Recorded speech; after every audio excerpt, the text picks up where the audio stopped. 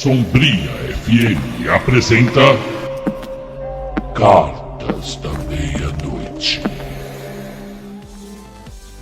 Muito boa noite, aqui quem vos fala é Pedro Morbid, o detetive do além, cobrindo mais uma ausência do misterioso Mário Saudade. E confesso-vos que não tenho hoje uma história em si, daquelas que vocês gostam, mas eu tenho histórias. Coisas que me aconteceram no dia a dia nos últimos 15 anos como detetive de marido traído e gato que sumiu na vizinhança. Of course, my horse. Entre uma partida e outra de Mario no meu Game Boy velho e uma mudança em cima da hora no meio da madrugada por falta de pagamento do aluguel, eu vou te contar alguns casos que permearam a minha vida como detetive. E o primeiro deles é o gato que não era gato. Primeiro, o caso do Sr. Armando, morador da Moca, que me contratou desesperado porque seu gato, chamado Almir, desapareceu. Almir era, segundo ele, diferente dos outros. Comia pipoca com cheddar, assistia Vale a Pena Ver de Novo e tinha uma caixa de areia personalizada com adesivos da Fórmula 1. Bom, cheguei na casa e logo percebi que havia algo errado. E não com o sumiço do Almir, mas com o próprio Sr. Armando. Ele falava com as paredes, usava pantufas de porco-espinho e jurava que o gato era a reencarnação do irmão que morreu em 89. 3 dias de investigação intensa, câmera escondida no quintal, ração com rastreador e uma visita a um pet shop esotérico me levaram à chocante revelação. Almir era um gambá.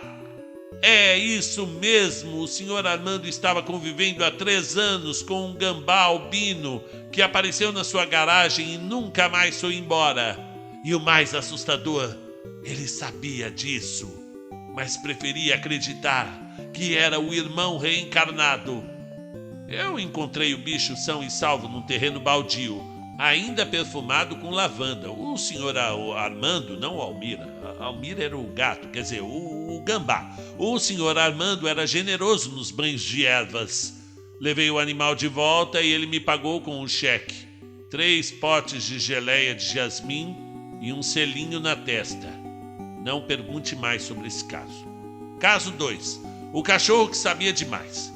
O segundo caso veio da Vila Mariana. Dona Silvia me ligou dizendo que o seu poodle toy, chamado Zig, havia sumido e que suspeitava de sequestro. Ele estava sabendo demais. Ela sussurrou pelo telefone. Chegando lá, encontrei a casa mais paranoica que eu já vi em toda a minha vida. Câmeras em todos os cômodos, alarme nos armários e Zig tinha uma coleira com rastreador GPS, que foi desativado misteriosamente às 3h33 da manhã de uma terça-feira. Eu achei que fosse uma idosa com paranoia digital, mas logo descobri que Zig era treinado. Ele latia 2 vezes para sim e uma para não, e ficava agitado quando alguém dizia Bolsonaro, independentemente do conteúdo, que fosse para elogiar ou para criticar. Revisando as imagens da noite do sumiço, percebi algo bizarro. Zig saiu pela janela sozinho, pulou no telhado e desapareceu no matagal atrás da casa. No dia seguinte, recebi um envelope sem remetente. Dentro, uma foto do Zig com óculos escuros, um cachorro com óculos escuros, ao lado de um Doberman com tatuagem no peito, tipo uma gangue canina. E no verso uma anotação: fugir foi a única saída. Não confie na Silvia. Bom, nunca mais o vi. Às vezes ainda sonho com Zig em uma moto latindo ao vento. Mas é claro que eu não acreditei na história do Doberman com tatuagem. Nenhum Doberman tem tatuagem. Alguém plantou aquela imagem. Caso 3. O gato poltergeist. E agora segura essa. Fui contratado por um senhor chamado Mário, não o Saudade, outro Mário, que jurava que o gato da filha, um persa chamado Zé Bonitinho, havia morrido, mas continuava aparecendo pela casa. Sim, isso mesmo. um gato fantasma, o Zé Bonitinho. Fui até lá pensando que era mais um caso de luto mal resolvido. Mas confesso que o clima era esquisito. Tapetes revirados, cortinas rasgadas, xixi invisível no sofá e uma menina que dizia: "Ele mia dentro da minha cabeça." Instalei sensores, microfones e usei meu detector de campo eletromagnético, que na real era uma lanterna de LED com um apito preso. Na terceira noite, peguei o culpado no flagra. Um gato. Um gato igualzinho ao Zé Bonitinho, que havia se mudado para o sótão sem ninguém notar. O espírito do gato era, na verdade, outro gato. Sim, Chaves, outro gato, vivo e muito safado, que invadia a casa por um buraco no forro e fingia ser o morto só para comer uíscas e destruir a mobília. Resolvido o caso, levei o gato intruso para um abrigo. Dei o nome de Gasparzinho. O pai agradeceu, a menina ficou com raiva e o sofá não sobreviveu. O hamster clonado. Essa aqui merece só um parágrafo, coisa rápida. Uma senhora do Tatuapé me chamou dizendo que seu hamster, chamado Toquinho, havia morrido há 3 meses, mas aparecia todos os dias na gaiola. Fui lá e descobri que ela comprava um hamster novo por semana. E esquecia! Ela tinha Alzheimer, um Alzheimer leve, e sua filha mantinha o comércio secreto funcionando para não causar tristeza. Resultado: 37 toquinhos no armário da lavanderia. Fizemos uma intervenção, é claro. Hoje ela cuida só de um peixe. E o peixe, coitado, vive tenso. E agora, meus caros, saindo dos casos de animais perdidos e assustadores e fantasmas, nós vamos para casos de seres humanos, pessoas que somem, que fogem, que traem. E o primeiro capítulo dessa história se chama Vou de trem para te pegar, meu bem. Senhoras e senhores e entidades desencarnadas que acompanham o Cartas da Meia-Noite, cá estou novamente, Pedro Morbid, substituindo o gripado ou possuído Mário Saudade. Hoje continuo compartilhando alguns casos da minha época como detetive de aluguel barato. Aquela fase romântica da minha carreira em que eu aceitava qualquer caso e vivia comendo miojo, desde que incluísse Pix adiantado e acesso ao banheiro da cliente. O caso de hoje se chama Marido Trem-Bala, um épico de adultério, paranoia, congestionamentos interestaduais e pão de queijo de posto duvidoso. Tudo começou numa manhã nublada em Santo Amaro, quando fui chamado por uma mulher de classe média alta com cara de quem compra copo Stanley até para dar pro cachorro. Dona Lígia. Seu Pedro, meu marido vive viajando a trabalho entre São Paulo e Rio. Ele diz que trabalha com logística, mas eu tô achando que ele tá mesmo logístico demais lá pro Rio, se é que você me entende. Eu entendi. Marido viajando muito, desconfiada, vontade de esganar alguém, o caso clássico. Fechamos o contrato, 3 semanas de investigação. Eu indo e voltando entre as 2 cidades, disfarçado, é claro, infiltrado e fedendo a salgadinho de cebola. E o pior, com o orçamento que não cobria nem o pedágio, quanto mais a terapia depois do trauma. Rodoviária das Trevas.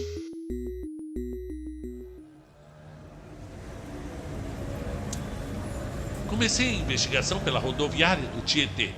E eu não tinha grana pro avião e ônibus-leito parecia uma boa ideia. Até o momento em que percebi que o leito era um assento torto com cheiro de chulé ancestral. Liguei para a cliente. Dona Lígia, se o seu marido estiver traindo a senhora, ele merece um Oscar. Porque eu tô aqui num gontijo das trevas, sem Wi-Fi, ouvindo um cara ao meu lado assistir telenovela do SBT no máximo. Cheguei no Rio, cansado, com a coluna parecendo um origami. Me instalei num hotelzinho em Copacabana, cujo slogan era mais barato que dormir na praia, mas só um pouco. O Carioca Misterioso. O marido em questão era o Sr. Rubens, um sujeito de terno bege, cabelo lambido e sorriso padrão. Eu sou um vendedor de planos de saúde ou líder de seita. Minha missão? Segui-lo, registrar tudo e relatar se ele estava mesmo batendo ponto em outra cama. Na primeira semana, Rubens foi exemplar. Ia para o trabalho, almoçava sozinho, lia jornal impresso, isso é uma coisa de psicopata, com certeza, e voltava para o hotel cedo. Eu quase senti pena da dona Lígia por desconfiar de um homem que parecia mais casto que um monge tibetano. Até que... sempre tem um até que... Na semana seguinte, tudo mudou. A loira do 15º andar. Eu tô zoando. 15º andar. Era uma terça-feira quando vi Rubens entrar num prédio comercial no Botafogo. Resolvi esperar na lanchonete em frente, disfarçado de mim mesmo. Um nerd deslocado com um Game Boy na mão e cara de quem não dorme há 2 dias. Encaixa bem. 40 minutos depois ele saiu. Com uma loira. Ela usava salto alto, vestido verde-limão e tinha um decote que desafiava as leis da física. Subiram juntos num carro de aplicativo. E lá eu fui de táxi porque meu aplicativo travou e o motorista do Uber achou que o Pedro Mobid era apenas nome de bandido. A dupla foi parar num spa. Sim, um spa luxuoso, música ambiente, fonte d'água artificial e um letreiro escrito: purifique corpo e alma. Massagens tântricas com terapia quântica. A alma dele estava bem purificada mesmo. O flagra que quase foi. No dia seguinte, tentei repetir a operação. Mesma rotina, mesma loira, mesmo spa. Resolvi fazer o impensável. Entrar no spa disfarçado. Eu fui como cliente, claro. Dei o nome falso de Jorge Márcio e inventei que tinha um bloqueio emocional na lombar. A moça da recepção me ofereceu um banho energético de pedras, que, juro por tudo, envolvia pedrinhas de aquário e um cheiro de eucalipto industrial.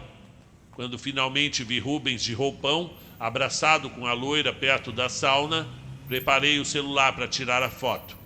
E foi aí que escorreguei. Eu escorreguei num tapete molhado. Caí de costas e gritei: ai, minha L3! Todos olharam. O Rubens, inclusive, me encarou por 3 segundos. Franziu a testa e disse: ei, você não é o cara do busão do outro dia? Fugi, correndo, de roupão, com 2 pedras energéticas caindo da minha bermuda. De volta à terra da garoa. De volta a São Paulo com a autoestima de um pão murcho, fui à casa de Dona Lígia com as fotos. Rubens no spa, Rubens com roupão, Rubens entrando num Uber e sorrindo como quem nunca lavou uma louça. Ela analisou tudo com um olhar clínico e então disse: Essa mulher não é a amante, é a terapeuta dele. Eu conheço, ela trabalha com ele na empresa. Achei que fosse outra. Eu pisquei, engoli seco. A senhora quer dizer que eu quase morri numa sauna úmida, escorreguei no tapete, rasguei meu joelho e fui humilhado no Rio de Janeiro por causa de um engano? Ela me ofereceu um café com bolacha e não pagou o último depósito. Epílogo: o trem invertido. Sem o dinheiro da última parcela, fui obrigado a voltar ao Rio para um outro caso. Só que dessa vez eu fui de trem. Aquele experimental da linha São Paulo-Rio que dizem que vai ser lançado desde 2001. Resultado, não existia. Peguei carona com um caminhoneiro que só ouvia clássicos dos anos 80 na versão forró remixado e falava sobre teorias de que a água tinha sentimentos. Mas nunca aceitei caso envolvendo cidades diferentes. Eu só investigo traição dentro de um raio de 15 quilômetros, e mesmo assim só se tiver vale-transporte incluso. E assim, queridos ouvintes, termina a epopeia de Pedro Mobid atrás de um marido que, no fim, não estava traindo, só fazendo massagem quântica e comendo pão de queijo com a terapeuta. Moral da história: a traição mora nos olhos de quem desconfia e no spa de quem tem cartão corporativo. Fiquem por aí. porque ainda tem o capítulo 3, ou a parte 3, ou a carta 3, não importa, depois dos comerciais, com mais causos dos meus tempos como detetive de aluguel, incluindo um caso de salsichas sumidas, um cliente viciado em reality show e um segredo escondido num aquário de peixes japoneses. Boa noite, e lembrem-se, se você desconfia do seu cônjuge, talvez seja só culpa da sua lombar. Capítulo 3. Detetive de 1,99. Boa noite, ouvintes. Aqui quem vos fala é de novo Pedro Morbidi, detetive honorário da Sombria FM, substituindo Mário Saudade, que continua em recuperação. Dizem que gripado, mas eu desconfio que ele está preso num looping temporal em alguma pensão mal assombrada. Hoje, para fechar essa noite especial de causos falidos e investigações sofridas, vou contar alguns pequenos relatos da minha época como detetive barato. Época em que eu cobrava pouco, aceitava pagamento em lanche e, em um caso específico, em vale cosplay de Naruto. Longa história traumatizante. A verdade é que nem todo detetive começa resolvendo sequestros internacionais, sociedades secretas. Às vezes o dia é só isso mesmo. Seguir um cachorro, esconder-se num armário, interrogar um peixe beta e por aí vai. O mistério das salsichas sumidas. Comecemos com um dos meus primeiros casos. A senhora Nair, uma viúva que morava no bairro da Moca, me chamou com urgência. A voz dela tremia. Seu Morbidi, tem alguém entrando aqui em casa quando eu tô dormindo e tá levando minhas salsichas. Pensei, ou isso é um código com certeza para algum ritual satânico, ou a senhora realmente está bolada com o embutido. Aceitei. Cheguei à casa dela à noite. Me escondi na cozinha e fiquei de tocaia. 3 horas depois, quase cochilando entre um pacote de macarrão e uma fritura fria, ouvi um barulho. Um tuque, tuque, tuque na porta dos fundos. Quando fui espiar, era um furão. Sabe, sim, um furão daquele do tira no jardim da infância, do tamanho de uma criança pequena. Era um furãozão que entrava pela portinhola do gato e furtava salsichas com uma destreza digna de um ninja de matinho. Eu filmei tudo e mostrei para a dona Dair. Ela chorou de rir. Me pagou com um bolinho de chuva e uma garrafa de jurubeba. O filho que sumia toda terça. Uma mulher me contratou porque o filho de 17 anos sumia toda terça-feira depois da escola. O menino dizia que ia estudar na casa do amigo, mas voltava com cheiro de incenso, olhos arregalados e um sorriso inquietante. Segui o garoto por 3 terças seguidas. Ele realmente ia à casa do amigo, mas depois entrava em um clube de dança esotérica. Sério, dança esotérica. Um menino de 17 anos. Usavam lenços, rodopiavam e cantavam mantras sobre autoconhecimento e tapioca cósmica. Eu entrei disfarçado, claro, e me enturmei. Cheguei a dançar também, aliás, com um poncho. Conclusão, o menino não usava drogas, não estava em seita obscura e nem tramava um golpe de estado. Ele só gostava de dançar em espiral. A mãe não acreditou. Disse que eu estava encobrindo o menino. Me pagou só a metade e me xingou em latim. Achei sofisticado. O caso do reality show. Esse foi tenso. Um senhor me contratou porque achava que estava sendo espionado. Disse que sentia olhos o seguindo o tempo todo e que alguém comentava suas ações em voz alta, como se narrasse um programa de TV. Fui até o apartamento dele e, de fato, era estranho. Sempre que ele fazia algo, tipo pegar água ou coçar o nariz, uma voz grave e sedutora dizia: agora Jorge caminha lentamente até a cozinha, onde o destino o aguarda. Aí estava eu, dentro de um episódio do Big Brother Paranormal. Fiz a varredura, procurei câmeras, nada. No fim, descobri. A voz vinha do andar de cima, onde morava um jovem dublador treinando para narrar programas de sobrevivência. Conclusão, ninguém espiava o Jorge. Ele só era vizinho de um cara muito dedicado. A sogra espiã. Esse foi cruel. Fui chamado por uma jovem que achava que a sogra estava espionando seus movimentos dentro de casa. Disse que as comidas dela sumiam da geladeira e que escutava risadinhas à noite. Fui. Me escondi no armário de novo. E o que encontrei? A sogra, com um colchão inflável dobrado e um fone de ouvido Bluetooth, vivendo escondida na despensa há 3 dias. Eu só queria ter certeza de que ela era boa pro meu filho, disse enquanto comia geleia direto do pote com a mão. Eu saí sem dizer nenhuma palavra. Simplesmente fui embora. Fui caminhar. Fiquei em silêncio por uns 2 dias. Ainda ouço o barulho do colchão inflando de madrugada. Fip, fip, fip, fip. Moral da história: ser detetive barato é tipo ser um herói de bairro. Ninguém te valoriza, mas todo mundo te chama quando o mistério envolve margarina, gato sumido ou sogra oculta no armário. Aprendi a não subestimar nenhum caso, porque, por mais bizarro que pareça, sempre revela algo sobre a pessoa, sobre a sociedade, ou sobre mim mesmo e o quanto sou idiota por ainda aceitar pagamento em bolinho de bacalhau. Mas no fim eu gosto, é o caos que me move. E como diz o ditado que eu mesmo inventei agora, nem todo detetive salva o mundo, mas às vezes ele salva a salsicha. Se você gostou da minha participação especial aqui no Cartas da Meia-Noite, mande sua história, seu mistério, ou só uma dúvida filosófica tipo: meu hamster sonha com labirintos? Boa noite. E lembre-se, se algo estranho acontece na sua casa, pode ser só a sogra, ou um furão, ou um peixe que sabia demais. Até a próxima.